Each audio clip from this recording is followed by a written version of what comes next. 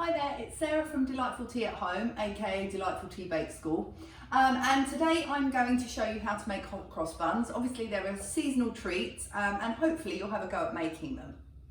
So first of all, we're going to prepare a pre-ferment. That's just a small amount of dough, which is actually going to help give our main dough a really nice light fluffy texture. So that's really simple to do. All this recipe really takes is a little bit of time. So as long as you're patient, everything will be good. So starting off, you're going to need your yeast. I'm using fresh yeast, but it's actually been frozen. Reason for that is currently, obviously, it's quite tricky to get fresh yeast, and so I'm just keeping little batches in the freezer. When you freeze yeast, it will mean that it will go a little bit runny. So that's absolutely fine. Weigh it out in the same way. So as you can see in my bowl, I've got my runny yeast there, so it's not actually going to take much to dissolve this. And then I'm going to zero my scales, and to that I'm going to add 200 grams of water. Now this is just tepid water, so not too hot, not too cold, just right.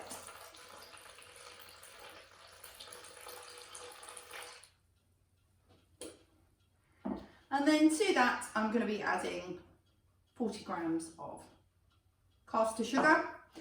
And then I'm just going to give that a bit of a swish around.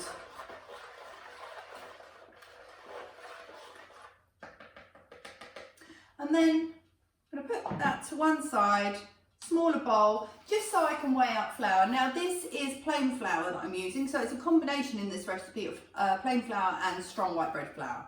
So this is just 200 grams of plain, and that's what we're going to use for our pre-ferment.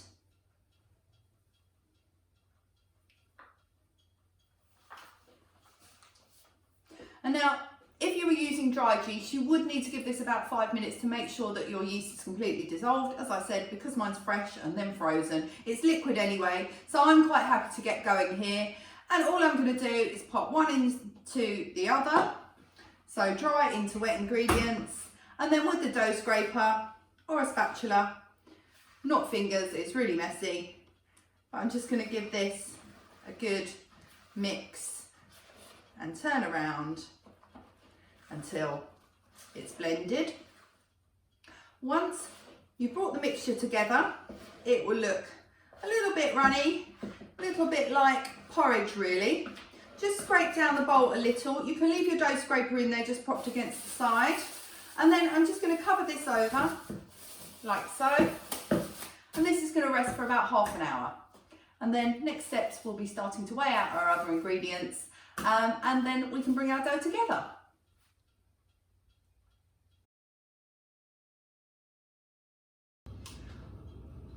Whilst the pre-ferment is doing its job, other things we need to do is just get our dry ingredients ready. So what I'm going to do here is just rub butter into the bread flour, so the strong white flour. There's also salt in here as well. So I've got my butter in there. It's slightly soft, but you don't want it too oily. Give it a good shake, and then I'm just going to start rubbing this in. And the idea is that you don't want any big, huge, great clumps of butter in there. So you just need to keep going until that's done. Here I've got my pre-fermented dough. So this has had a nice rest. And what you'll see is it's nice and bubbly on the surface. That's exactly what you want. It will have grown a little bit in volume as well. I'm going to pop a large egg in and then just break the egg a little and just turn it. These two things aren't going to blend together, but it just means that it's going to start mixing a little. And then I'm going to add my strong white bread flour, which has the butter rubbed in and the salt in there as well. Pop that in, make sure everything's out of the bowl. And I'm just going to keep working this mixture until it's come to form a rough dough. As you'll see, I've brought the dough together very roughly now. So at this point, I'm going to allow it to rest for 10 minutes. So we've worked the gluten a little bit. We want to allow that to relax. So cover it over and we'll return to it in 10 minutes time.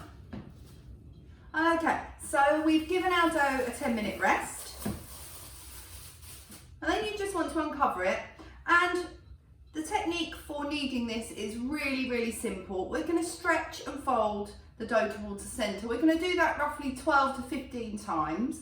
Now the dough will feel sticky, but if you just take a little piece or edge of the dough in your fingers and then just pull it towards the centre. So you can see I'm working round the bowl like so.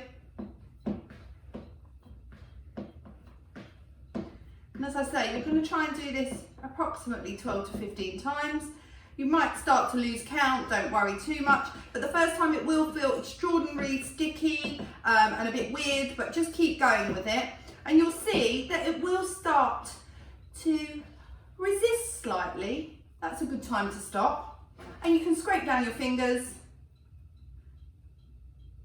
cover it for 10 minutes, and then we'll come back to it. So my dough has been resting for about 10 minutes, and now I'm going to give it its second knead.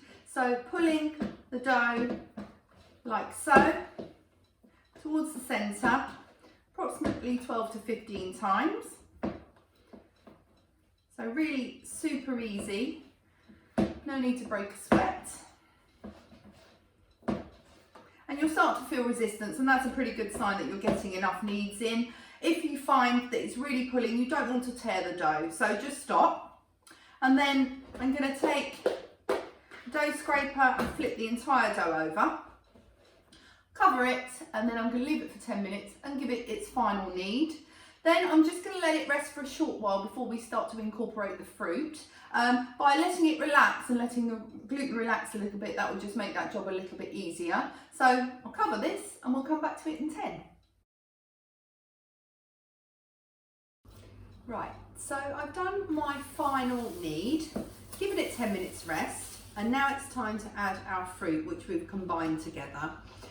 There's also our zest in there and all our spices. So this takes just a little bit of effort, so it will take a bit of time, but put roughly half to 2/3 of the fruit on top. And then initially you're just going to turn the dough over a little and onto the fruit. It's going to feel like it's never going to go in there. But I'm just turning it inside the bowl. So there's no real need to do any of this on the counter at all. It's just a matter of working in all those pieces of fruit. And 2 hands is good here probably. Keep it turning over and just take your time. Now you may find that once you've got that fruit worked through, as you start to add more, it becomes really, really difficult. You can let it rest for about 10 minutes and then try and add more fruit, or you can just admit defeat and they'll be slightly less fruited, but basically the dough would have reached its kind of maximum in terms of what it can take in terms of the dried fruit. So I would just leave it there. You can pop that into a little bag and use it another time. So the fruit is mixed through the dough now, and it's time to cover it and let it sit and ferment for between 45 minutes to roughly an hour and a half. You want this to develop a little bit in size, so be patient. You want a nice place with no drafts, and just leave it to do its thing, and we'll come back to this in a little while. So my dough has been proving for about an hour now.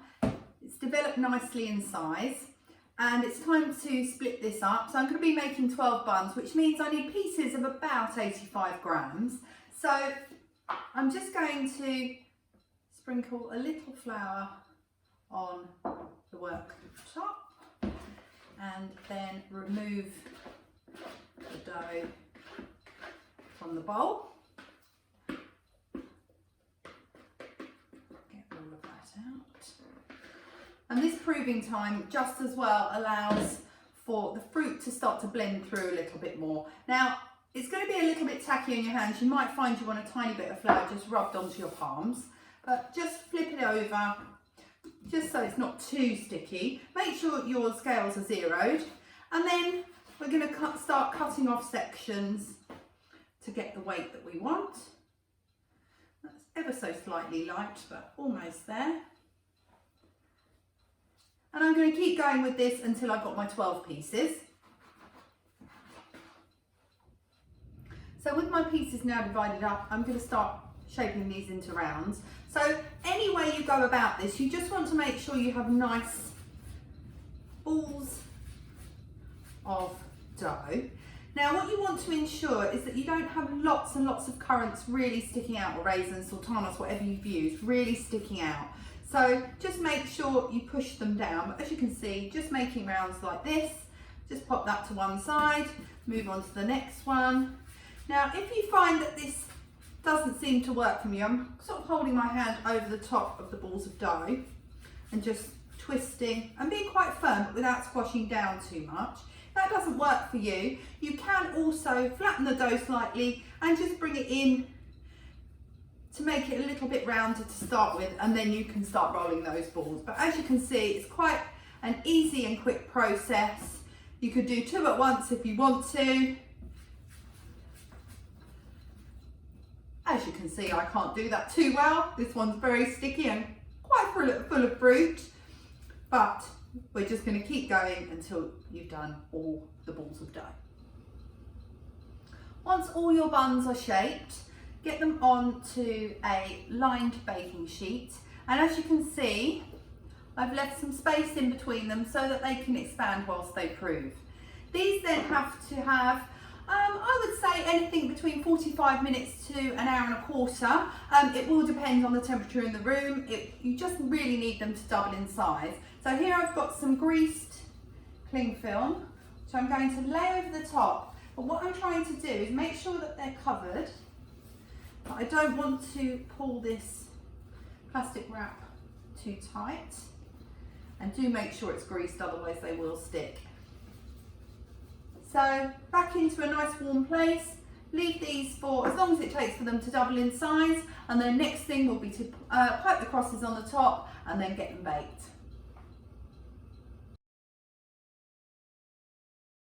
The buns have been proving for about an hour now. I've just uncovered them and they look ready to go. So next thing we have to do is pipe our crosses over the top. So here's the paste for the crosses. It's quite flexible. And I don't bother with a piping nozzle. I'm just going to snip a little off the end of the bag. Don't go too crazy with the amount you snip off, because it would just make the job a little bit harder for you. And then I'm just going to start piping. I'm going to hold piping bag like so. You can see I'm doing this quite slowly, but I'm going over the top. And you want the cross to be nice and defined on there, and then just pull away. If it doesn't pull away, you can do that with the tips of your fingers, like so. And then you just want to keep going with this because the mixture will flow.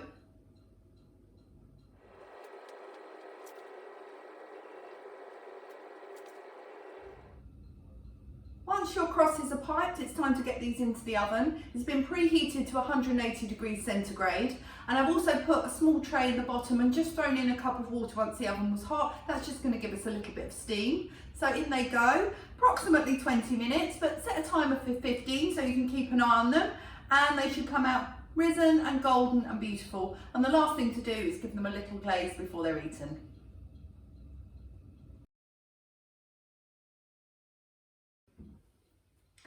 So buns are out of the oven, and as you can see, they're nice and well risen. They've all come together.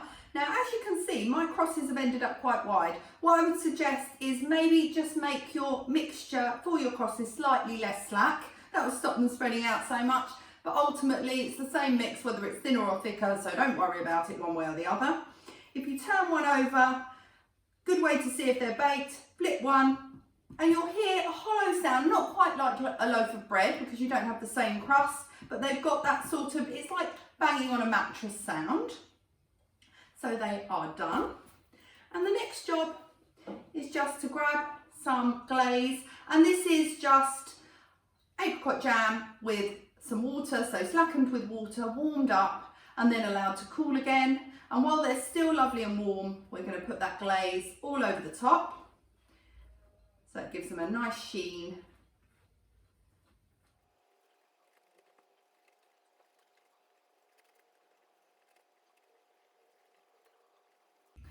And there you have it, hot cross buns, freshly made by you. I do hope you enjoy this recipe, and happy Easter everyone. Stay safe. Take care.